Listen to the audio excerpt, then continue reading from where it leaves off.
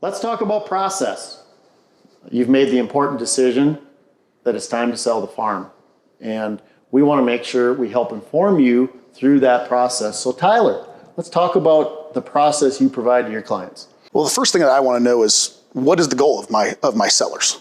Are they looking to possibly auction it, possibly list it?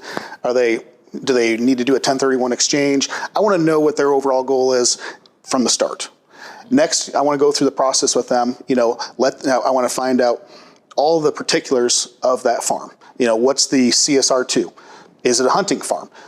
What kind of trail cam history have you had on that thing? How many big deer have been shot off this thing? Maybe revenue. What kind of income you have off of this thing? So I want to go through all the different details, get all that stuff laid out, and then I want to explain to them, the process and how this is going to go. I want to tell them, hey, in Iowa we do abstracts. I want them. Do you know where the abstract is? First off, once we do get a contract on your farm, and once we get that going, get that abstract updated, get that to the other lawyer, get that title opinion done, and I help try to mediate that in between. And whether it's an acreage or if it's just a farm, if they're doing a septic inspection, I want to mediate in between everything. I want to make sure that the entire process is flowing. So there's no screw. So when we come to the closing table, everything is smooth. We know exactly what we got. And we come to the closing table, almost everything is done, and we're not just scrambling at the very end. Mm-hmm. Good point.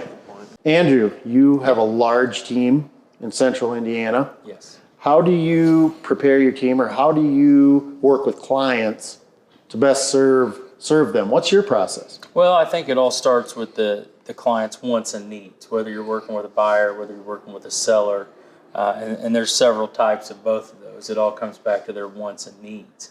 Once you determine what the client's wants and needs are, then you kind of start going down that path.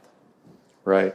Probably a lot of questions are going to come up in between and throughout there. So I'm assuming there's phone conversations and emails back and forth because there's certain entities that own different things, individuals, estates. Yes. I'm sure you work with all that in Indiana. Yes. And they're all similar, but they're all different. And that's what I always tell people is every situation is unique. So sometimes buyers and sellers always feel like they're on an island. They're not on an island. Somebody's been there before. That's why we step in, because it's our job to understand the direction they need to go. It's a great point. So I suppose an important question comes up quite often. How much is my farm worth? How do you go about doing that? Well, you start out by looking at the comparables in the area, knowing the product, knowing its location. You've always heard in the real estate world, location, location, location. Well, that also comes into play when you talk farmland. Who are the people around there, the parties involved? So once you look at the comps, you look at the location, then it's time to kind of pull it all together to get a final number of what you think the estimated sale price will be. How would you deliver that information? Because they're going to, the question comes to all of us at all times, what is my farm worth? I assume you don't just say, well, it's worth $18,500. No. I assume you assemble a package for them, a proposal. Yes. Let's talk about that proposal a little bit that comes to the client usually the next day. Right. That same day. So it's funny. A lot of the first conversations we get with sellers, they try to explain to us where their farm is. We ask them what's the parcel number. We don't know. What road's it on? Well, it's close to this road. So we hone in on what the product even is we're selling. Then once we figure that out, that's when we go back, we put together the comps. We put it all together in a professional proposal with a lot of data in there to support what we're doing. We look at soil maps, we look at topo maps, FSA maps. There's different ratings in different states, so you bring those into play. Put all that together to try to give them a very professional opinion of what the estimated selling price should be. Fair. It's essentially a price opinion according to, how far do you go back on those comps? Well, according to data, a lot of times I like to keep it 6 months, but then, when you look at 6 months, well, that may take you back another 12 months and so on. So, historical data is important, but real-time data is what you're really looking for. And that real-time data, that is something that we have exclusively in our business. An appraiser does not have that. An attorney doesn't have that. The banker does not even have that. you know, of course, we can't ever disclose confidential information on a pending sale. Correct. If it was an auction sale and it's set to close, we can talk about that number. But I think a key point to think about is here, when the client comes to you, you have real-time information. Yes. You don't have to always look back on those past comps, because in rising markets, you want to get the best opinion for your seller, what that farm might be worth. And Correct. you're the only one that knows that, aren't you? Mm-hmm. That's right. When you see it every day, when you're talking to the buyers out there, and the buyers are giving you details of what they're looking for, what they're willing to pay, what they feel like the market is. We could all sit and talk about market direction, but the short version is the buyer determines the market direction. So as we're talking to these folks, your farm, we may thought it was worth $13,000, $14,000 an acre last week. I spend the week talking to several potential buyers, and really quickly I determined I think this farm's worth $15,000 to $16,000 an acre. It's because my buyers are telling me that. To where you as the seller, or if you had a representation from an attorney or something, more than likely you're not going to get that data from your buyers. Well, they're not in the trenches, right? They're not out there right. beating the street. That's right. Mm-hmm. So I think that is something really important, especially to have with a connected team, because we all talk about that all the time. We talk about direction. Now, we don't ever make an assumption to where it's going, but we give you real-time information of what's selling and what buyers are saying. Right, exactly. So I think that's important. And I think great point. it's very important for us when we're working with our sellers also, that you just look at this table and you look at how many states are represented here. We're getting this data not just from the county we work in. We're getting this data from several states throughout the Midwest. That's probably important too, because earlier in our conversation we were talking to Greg about in the past it has been a lot of local buyers. All of us work with regional and national buyers now. Like I said earlier, New York, Houston, Indy. We work with them, so we get a pulse of where this market is, and we're reaching them with our team. That's pretty important. Yeah. And so to take us back to process where we were talking about, we can get that for our clients. We can put it in that professional report that you receive very quickly from us, very thorough. And Alex, how long does it take you to normally get those proposals back to your clients? You know, we've got a template right on our computers at home or at our office. We can have them things back in no time. You know, we're very efficient when it comes to finding your soil rating. One thing we always try to, at least in my world, I want to know drainage. If we can have any yield history, that's always great. But just to get the basic things down, the FSA map, the soil map, the topography map, we can have a proposal back to you guys the same day. The same day. Same day. Wow. And there's more than just you and I and you guys doing that. Behind the scenes, Land Pros has assembled a team on our staff that helps us, our assistants, our graphic designers, our web developers, our marketers. They all help us. You're not out there on your own, are you, Alex? No. And like Andrew said, you know, we're talking as a team all the time, and we're figuring out what farms are selling per point. You know, we're always, it's just a general conversation between us because we live and breathe land. Right. We're all owners. We've all sold a lot of farms. Right. Good point. So circling back around to process. So, you know, when we email you that proposal, you're going to have a real solid idea of the value of your land. So that can help you make a decision about, okay, it's time to sell my farm. I know what the price is because that's a major question. How do we go about recommending a sales method for that farm?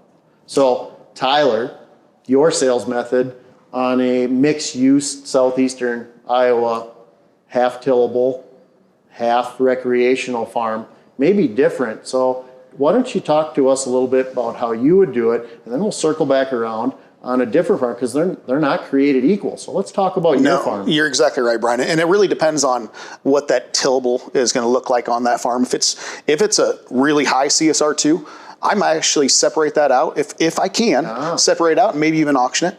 And if not, I'm going to probably list, if it's like the majority of the farms in Southeast Iowa, I'm probably going to list a property like that. I've got a really good idea on where those prices are with all the comparables down there. And I found that's probably the best way for a recreational farm to be sold at the highest price for the seller. I suppose shape, size, amount of the amount of acres, all that goes into your decision because we've said this, all of us Great today. points. We say no farm is created equal. They're all different. So you need that experience. You need to know, is it a smaller, farm generally going to bring a higher price per acre? If it's going to be a bigger farm, what's the income on the thing?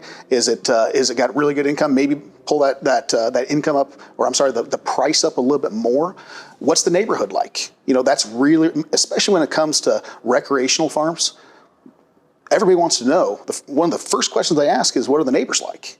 Well, that's going to increase the price of that property if you got a neighbor that has 2,000 continuous acres right next to you.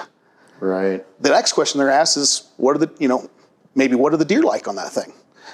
In the recreational world, the deer is kind of the commodity, where corn and beans are the commodity in the ag world. So the deer are the commodity. That's a great point, and I want to touch on that a little bit, and I want to touch on that with Alex a little too. So Tyler just talked to us about the neighbor and deer, and then he started to talk about tillable. Maybe the neighbor isn't quite so important, but maybe where that farm is located and how it lies, how it's shaped. Yeah, it's a big deal. Like Andrew said earlier, location, when we're talking about land a lot of times. And the higher productivity index or CSR in Iowa or wherever we're at, the better. But people overlook the shape of the farm, how it lays, how it naturally drains water, just yield production in general. It's a good point.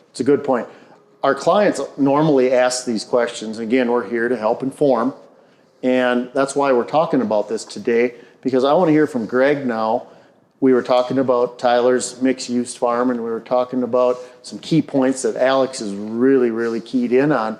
But Greg, the next question from the seller is probably going to be, well, should I auction my farm or should I list my farm?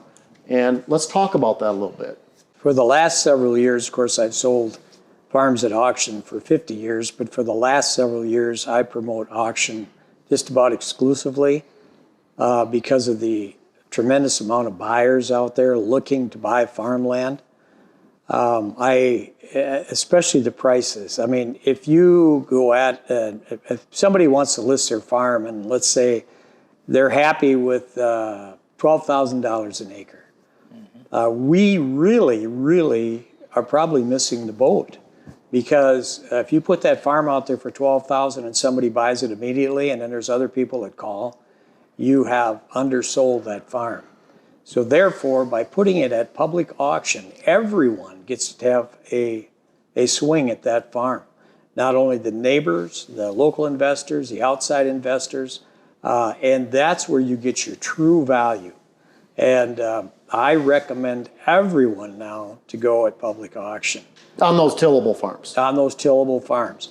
Public auction with your online bidding, your telephone bidders, and as we're sitting here, basically a live auction works the best. There's no question about it. I have people call me and say, "What do you think about sealed bid auctions?" And I say, if I thought they worked really good, I'd be doing them, because my job is to get as much money as I can for my seller.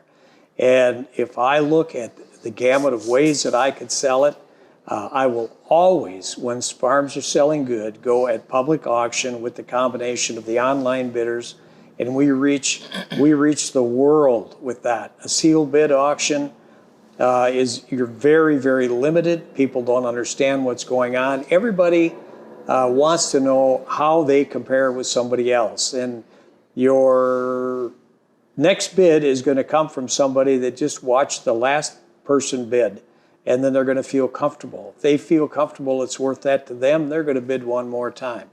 On a sealed bid auction or at a closed auction or an auction at an attorney's office, you're really, really leaving a lot of money on the table. Don't do it. I don't care where you are. Now, there are probably a few properties that I would suggest not to put at auction. What would they be? They would be properties where when you look at it, you say, you know, there might only be one or two buyers for this individual piece of property. But farmland right now is a hot commodity. Of course, the better the soil, the more it's going to bring. Sure. The tile, the pattern tile, the outlets. So when you're thinking of selling your farm, think auction first. I know some people used to think, well, the auction is the last resort. It should be your first resort because you will get paid dividends by putting your farm at public auction. That is no question about it.